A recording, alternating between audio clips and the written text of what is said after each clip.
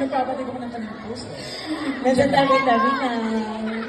Kasi kung pa naman practice kami, bigla na lang siya naglalaho. Parang sangre. Ganun mo po. Runing, di ba tama ba? Okay.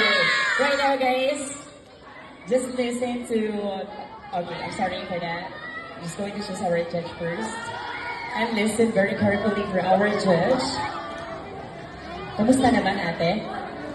Okay, kung alam nyo lang habang tumatampot sila ng number, nakakatog talaga sila ng lakas. Yeah. Ang kanyang napili po ay si Judge Hill Kaliwala. Ma'am Hill Kaliwara. Hello, magandang gabi. Magandang gabi po.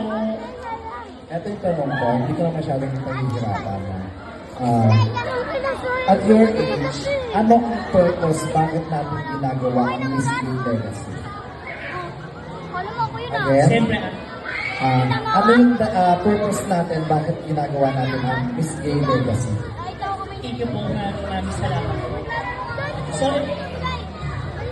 hello. Hello.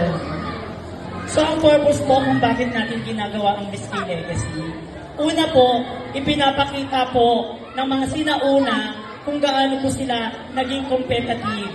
Pinapakita din po nila kung gaano po sila palaban. Hindi po basihan ang pagiging kung ano man edad ang meron ka. Bagkus pinapakita nila kung paano nila ipahayag ang sarili nila, ipakita sa buong tao o sa buong mundo na kung ano sila sa harap ng mga tao.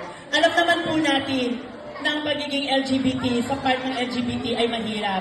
Pero kung meron po kaming puso, isip at mga kamay, yun po ay ipapakita namin kung paano po namin dito sa competition na to, ipinapakita kung ano po ang Miss Gay Legacy ngayong gabi nito. Maraming salamat po at Happy Fiesta! Happy holidays, ladies and gentlemen, Miss Isaka.